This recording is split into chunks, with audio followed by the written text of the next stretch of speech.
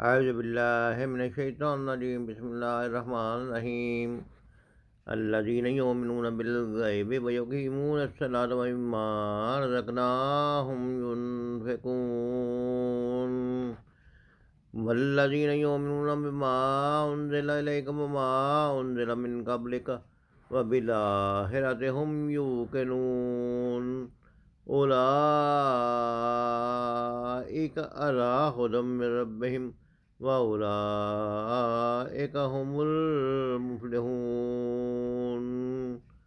صدق اللہ العظیم۔ ترجمہ قرآن میں پچھلی آیات میں جو ذکر ہوا تھا کہ اللہ تعالیٰ نے کتاب کا مطلب فرمایا تھا کہ یہ وہ کتاب ہے جس سے ہدایت ملتی ہے، کس کو؟ متقین کو۔ تو اگلی آیات میں اللہ تعالیٰ نے اس کتاب سے ہدایت پانے کے لیے کچھ اور اسباق دیے ہیں کہ سب سے پہلے اپنے دل میں ایک یقین پکا رکھو کہ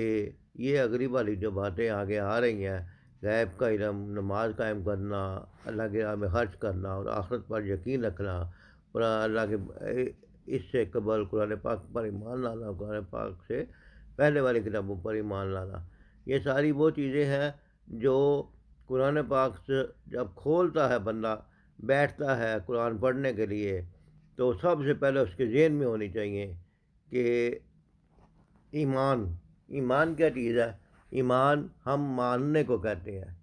جیسے کچھ لوگ اکثر اپنی گفتگو میں کہتے ہیں میرا ماننا یہ ہے۔ جیسے کوئی بندہ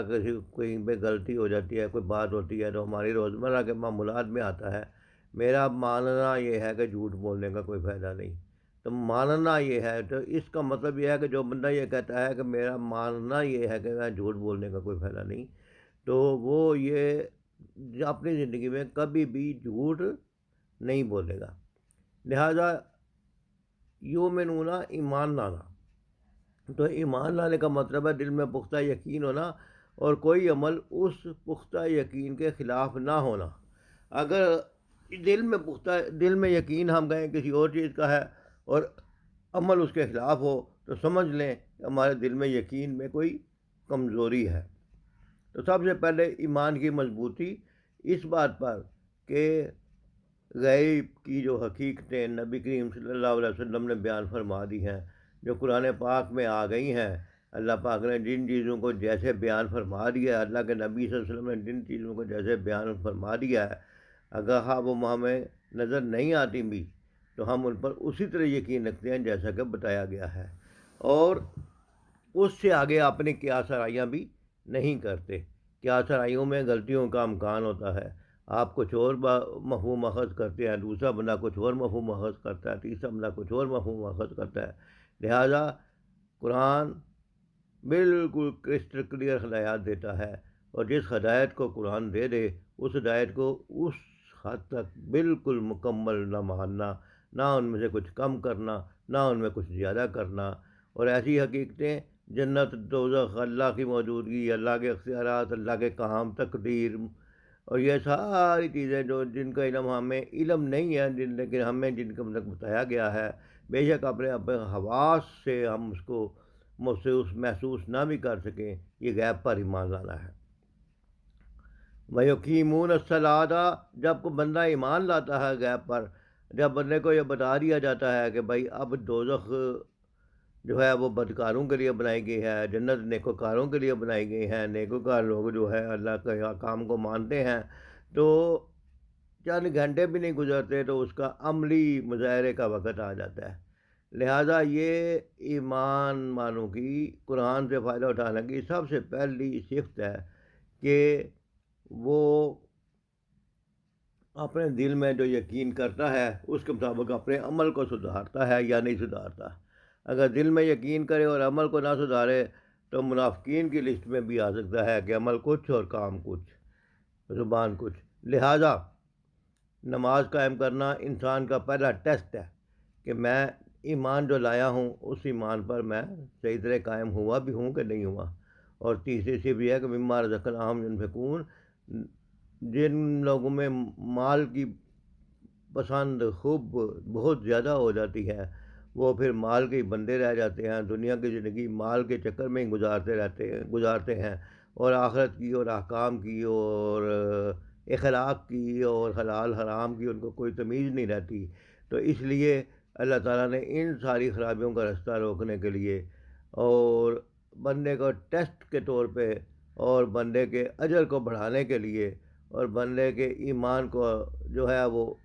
آپ یہ سمجھیں کہ ہمارا ایمان آزمایا جاتا ہے جب ہم نماز پڑھتے ہیں یا نہیں پڑھتے ہیں، ہم اللہ کے دیے ہوئے رزق میں سے اللہ کی راہ میں خرچ کرتے ہیں کہ نہیں کرتے۔ اور یہ بھی ایک غیب کا علم ہے کہ اللہ تعالیٰ کہتے ہیں کہ میری راہ میں خرچ کرو، میں آپ کو اس سے زیادہ دوں گا، کئی گنا زیادہ دوں گا، بلکہ اللہ کے دین کے غلبے کے لیے خرچ کرنے کے لیے اللہ تعالیٰ نے 70 گنا اور یا اس سے بھی زیادہ کا وعدہ کیا ہے۔ لہذا غیب پر ایمان کا بھی یہ حصہ ہے کہ بندہ جو ہے وہ آخرت پر یقین رکھتا ہے، آخرت بھی غیب ہے ہماری نظروں سے، اور اللہ کی راہ میں خرچ کر کے جو اجر ملتا ہے یہ اس کا بھی وعدہ کیا گیا ہے۔ لہذا جو لوگ ایمان بالغیب رکھتے ہیں، اللہ کی احکام پر، اللہ کی حکمت پر، اللہ کی قدرتوں پر، اور جو نماز قائم کرتے ہیں اور جو اللہ کی راہ میں اللہ کے دیے ہوئے رزق میں خرچ کرتے ہیں، وہ اس کتاب سے بہتر طور پر ہدایت حاصل کر سکتے ہیں۔ لہذا ان صفات کو اپنے اندر پیدا کرنا ایک ہر مسلمان کا، ہمارا اور اپنا آپ کا نصب العین ہونا چاہیے۔ اور دوسری صفت، اگلی صفت جو بتائی گئی ہے کہ والذین یؤمنون بما انزل الیک وما انزل من قبلک وبالآخرۃ ھم یوقنون، والذین اور وہ لوگ یؤمنون ایمان لاتے ہیں بما اس پر انزل الیک جو تم پر نازل کیا گیا، یعنی وہ لوگ جو ایمان لاتے ہیں جو تم پر نازل کیا، یعنی قرآن پاک۔ تو قرآن پاک پر ایمان لانے کا مطلب یہی ہے، جیسے کہ پہلے ہم نے پڑھا ہے کہ اس کے لکھی ہوئی ہر بات حق ہے، سچ ہے اور قابل عمل ہے، اور ان پر عمل ضروری ہے۔ وہ معاون ضلع من قبل کا، اور جو اس سے پہلے والی آیات ہیں، کیونکہ جتنے بھی اللہ نے نبی بھیجے ان سب کا دین جو تھا وہ اسلام تھا۔ اسلام کیا ہے؟ ایک اللہ کی عبادت کرو، ایک اللہ کے احکام کو مانو، اور اس کے علاوہ ساری غیر اللہ کی اطاعتیں چھوڑ دو۔ تو ہمارا اسلام بھی یہی کہتا ہے، لیکن اس میں ہم یہ کہتے ہیں کہ ایک مسلمان کا یقین ہے کہ وہ جو پہلی کتابیں تھیں وہ بھی اسی سیریز کا حصہ تھی جو اللہ نے آدم علیہ السلام سے لے کے اب تک ہمارے لیے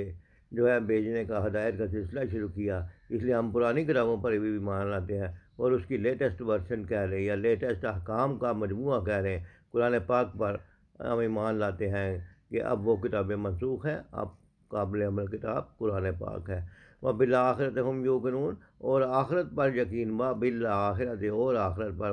ہم وہ یوقنون یقین رکھتے ہیں۔ تو یقین کی بات وہی ہے، ایمان اور یقین والی بات، کہ جس بندے میں ومن کان یرجو لقاء ربہ فلیعمل عملا صالحا ولا یشرک بعبادۃ ربہ احدا، کہ جس بندے کو اللہ کے سامنے کھڑے ہونے کا یقین ہے تو کبھی بھی برے کام نہیں کرے گا۔ جس بندے کو یہ یقین ہے کہ میرا اللہ مجھے دیکھ رہا ہے، وہ کبھی بھی کوئی چھپ کے بھی برا کام نہیں کرے گا، وہ اللہ کے کام کی خلاف ورزی نہیں کرے گا، نظر کی حفاظت کرے گا، کان کی حفاظت کرے گا، غلط چیزیں نہیں دیکھے گا، ہاں وہ اکیلا ہو، غلط کام نہیں کرے گا، ہاں وہ اکیلا ہو، کسی کو پتہ لگے نہ لگے وہ صحیح راستے پہ چلے گا۔ اگر جان بوجھ کے جو ضمیر کے خلاف ہے، جو عقل کے خلاف ہے، جو اسلام کے خلاف ہے، یہ ساری باتیں جو ہے وہ ان چیزوں کا خیال رکھے گا۔ اور اخلاق کے اوپر اسلام بہت زور دیتا ہے، یا نظر کی حفاظت کے اوپر اسلام بہت زور دیتا ہے۔ جو سن رہے ہیں، جو دیکھ رہے ہیں، جو کر رہے ہیں، اس کے اوپر اللہ تعالیٰ نے بہت بڑا چیک رکھا ہوا ہے۔ قیامت والے دن ہر چھوٹے سے چھوٹا عمل، بڑے سے بڑا عمل، ہر چیز جو ہے کتاب میں لکھی ہوئی سامنے آ جائے گی۔ اس لیے دعا ہے کہ اللہ تعالیٰ ہمیں بہتر طور پر قرآن کو پڑھنے، سمجھنے اور اس پر عمل کرنے کی توفیق عطا فرمائے، کیونکہ یہی لوگ جو ہے اولئک علی ھدی من ربہم واولئک ھم المفلحون، وہی لوگ ہیں جن کا مطلب پیدا کیا گیا کہ وہی ہدایت پر ہیں، اولئک ھم المفلحون، اور یہی لوگ ہیں جن کو فلاح پانے والے ہیں، جو کامیابی پانے والے ہیں۔ تو میرے اور آپ میں سے، بلکہ دنیا کے ہر ذی ہوش آدمی میں سے کون چاہے گا وہ کامیابی کے بجائے ناکامی کا راستہ اختیار کرے؟ صرف یہ ہے کہ ہمارے ایمان میں کمزوری ہے، ہمارے عمل میں کمزوری ہے، ہمارے یقین میں کمزوری ہے، آخرت کے یقین میں کمزوری ہے، تو ہم ایسی چیزوں کو بھول جاتے ہیں اور دنیا کی چیزوں میں، دنیا کی رنگینیوں میں، شیطان کے ہیلوں میں مگن ہو جاتے ہیں۔ لہٰذا ان ساری چیزوں سے اللہ تعالیٰ ہمیں بچا کے رکھے اور ان لوگوں میں شامل فرمائے جو کہ فلاح حاصل کرنے والے لوگ ہیں۔ وما علینا الا البلاغ۔